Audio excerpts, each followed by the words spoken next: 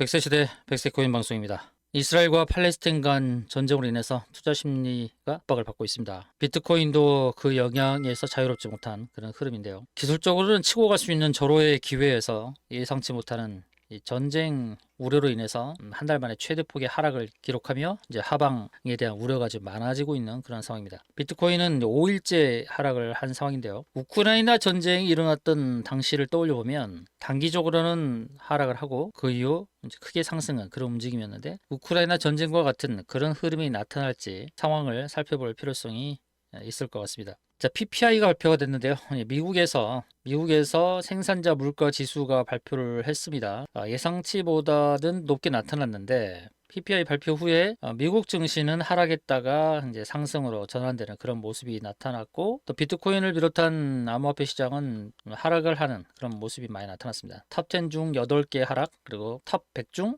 78개 하락을 했습니다. 전반적으로 하락을 하는 그런 양상을 보여주었다라는 것입니다. 자, 데드 크로스가 관측됐다 그러는데, 우리는 데드 크로스라 그러는데 그냥 영어로 데스 크로스로 표현하네요. 데스 크로스. 자, 데스 크로스. 이른바 이것은 이제 이동 평균선이 교차하는 것이죠.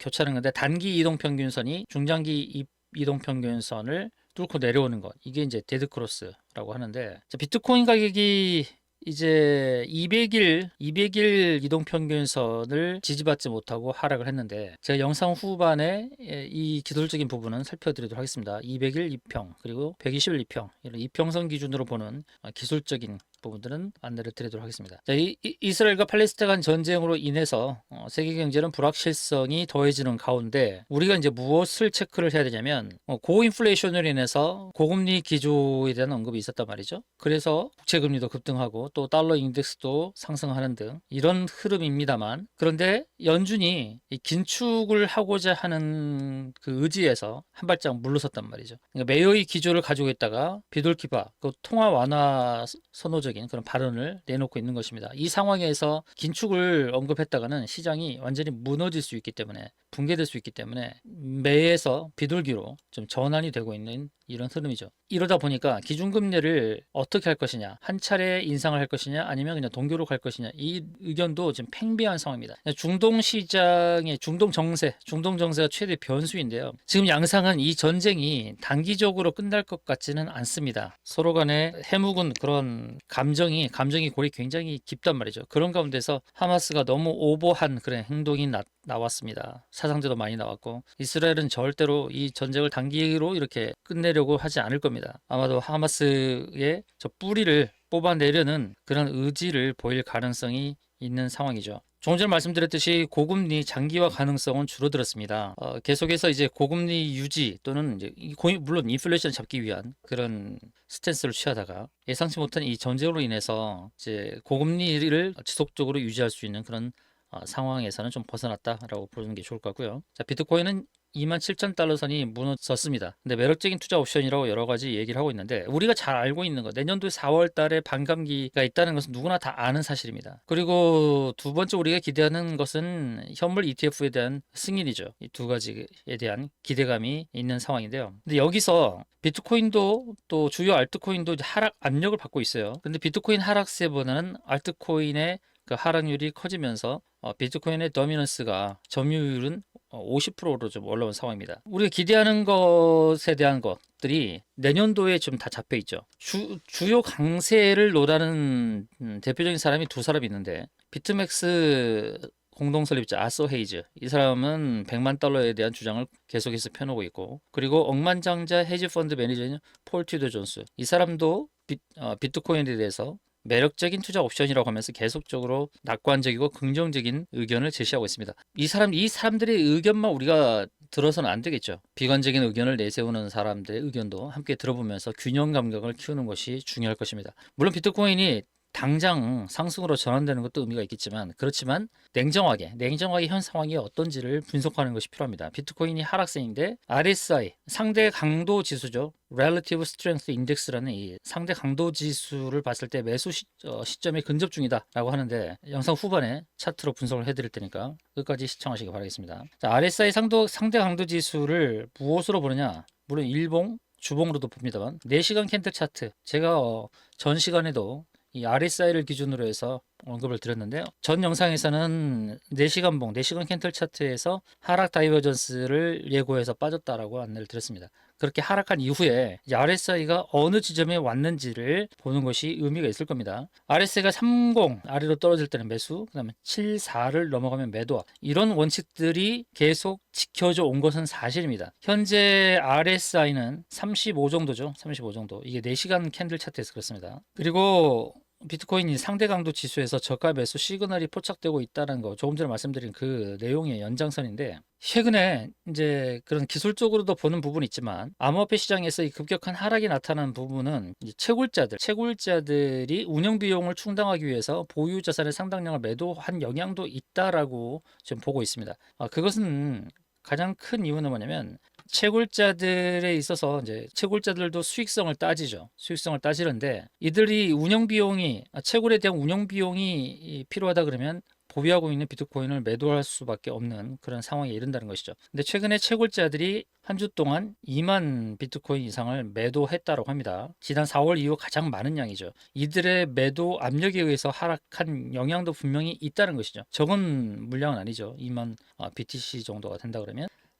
지금 이제 상대 강도 지수를 자꾸 이제 말씀드리는 건데요. 상대 강도 지수가 30, 그러니까 30에서 35 사이를 지금 왔다 갔다 하고 있는 그런 흐름입니다. 기술적인 부분은 맨 마지막에 보도록 할게요. 그리고 이제 중동 지역 전쟁 장기화로 인해서 이제 미국 경기 침체 확률이 높아질 때, 이럴 때 비트코인의 영향력이 어떻게 가느냐가 중요한 거죠. 이 전쟁은 장기화될 가능성이 굉장히 높아졌죠. 이 전쟁으로 인해서, 이스라엘과 팔레스타인 전쟁으로 인해서 경기 침체가 발생할 확률이 미국입니다. 미국의 경우 25%에서 30%로 높아진 겁니다. 이 이스라엘과 하마스 전쟁이 빠른 휴전을 하지 않을 것으로 전문가들은 보고 있어요. 그래서 전쟁이 양상이 길어질 것이라고 보고 있는 거죠. 그리고 이렇게 되다 보니 미국에서 계속 이제 달러를 더 찍어낼 수밖에 없는 상황. 또 학자금 대출도 갚아준다고 했잖아요. 그래서 이제 미국 달러는 계속 찍어낼 텐데, 이렇게 되다 보면 달러의 신뢰도가 무너지게 됩니다.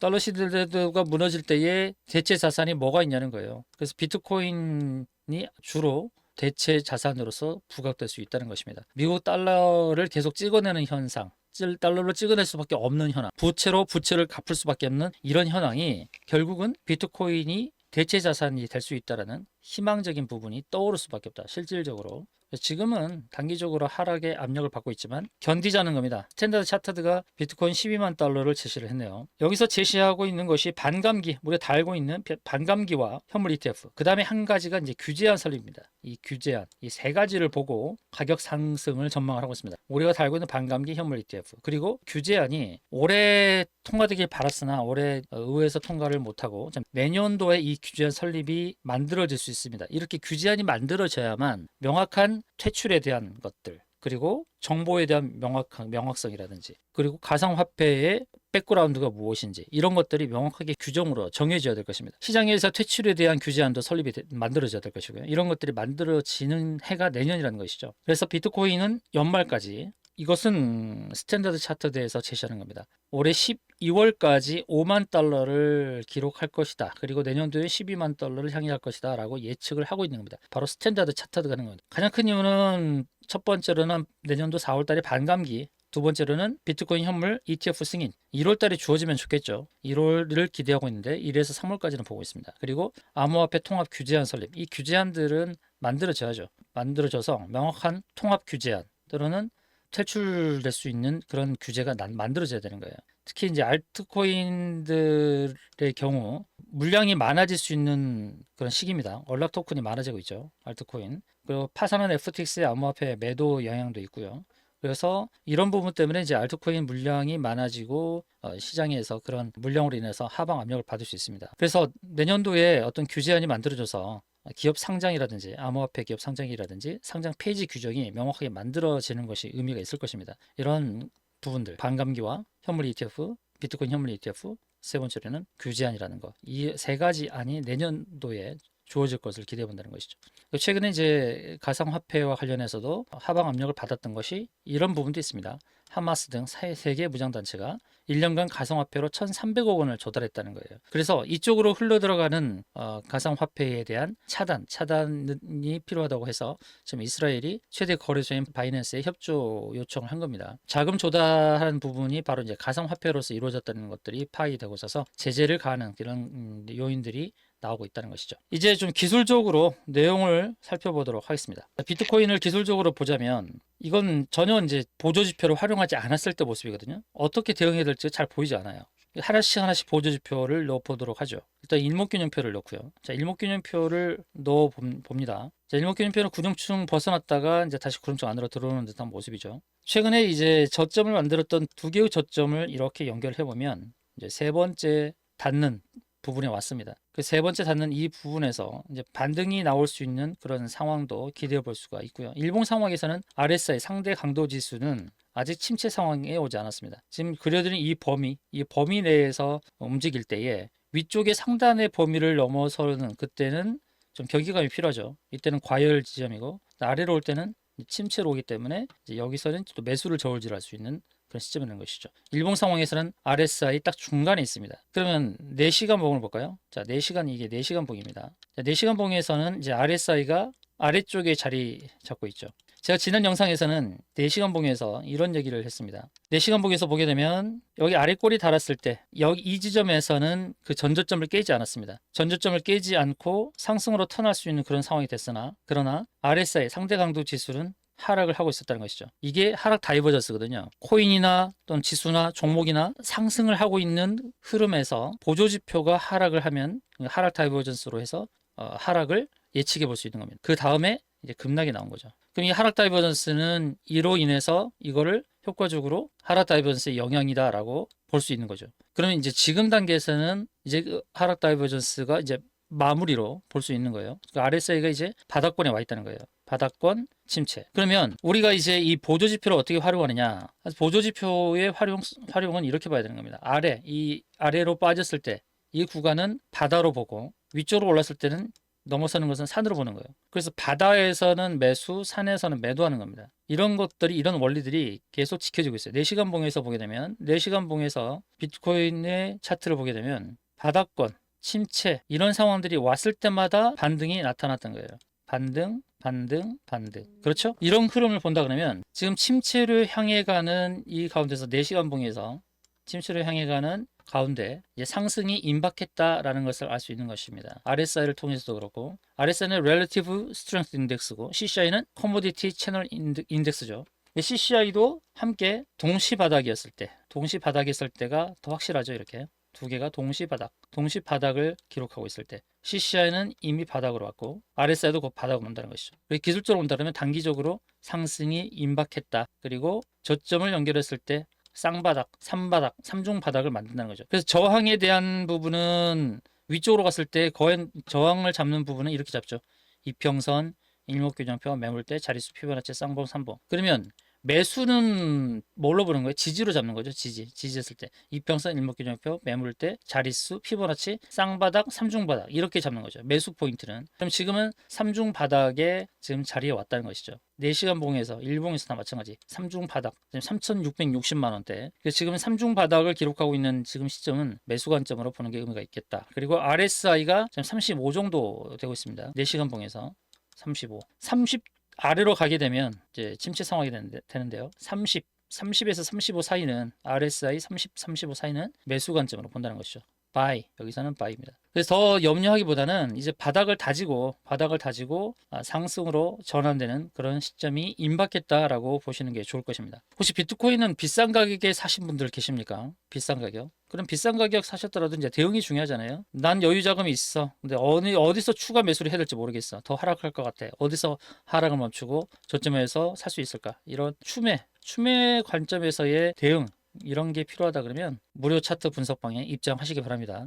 이런 대응에 대한 거 여러분 이 시장에서의 가장 중요한 게 대응이니까요. 대응 요령도 알려드립니다. 이 방에 들어오셔서 어떻게 이 시장에서 어떻게 대응하는 게 좋을 것인지 대응 요령을 여러분께 알려드리겠습니다. 또한 여러분들이 보유하신 코인에 대한 분석이 필요하시다면 역시 이 무료 차트 분석방에 입장하셔서 의뢰를 하십시오. 다 알려드리겠습니다. 또 실시간 속보 소식, 요즘같이 이 전쟁 이슈가 벌어진 데서는 실시간 속보 내용이 필요하죠. 이스라엘 간 하마스 간 팔레스타인 간 전쟁이 벌어질 것은 어느 정도 예견이 됐던 부분이고, 제가 지난 8월 달에 영상에서 중동의 위기에 대해서 알려드렸던 것입니다. 실시간 속보 소식, 그리고 급등 코인에 대한 정보 다 드립니다. 자, 코인 분석방에 입장하셔서 이 정보들을 받아가십시오. 코인 분석방에서는 다음에 세 가지를 합니다. 첫 번째, 급등 코인에 대한 실시간 정보. 두 번째, 보유하신 코인에 대한 차트 분석. 그리고 위험 시그널도 공유 드립니다. 위험 시그널이 나오고서 그 다음에 알트코인이 상장 폐지되는 경우도 있습니다. 그래서 이러한 위험적인 위험 신호, 알트코인에 대한 의견들, 이런 것들을 다 공유를 드리니까요. 코인 분석방에 들어오십시오. 영상 하단 더보기 클릭하셔서 이 무료 차트 분석방에 입장하시기 바라겠습니다. 이제 이상 영상 마음에 드셨으면 좋아요, 구독 눌러주시기 바라겠고요. 또 다음 영상에서 찾아뵙도록 하겠습니다. 감사합니다.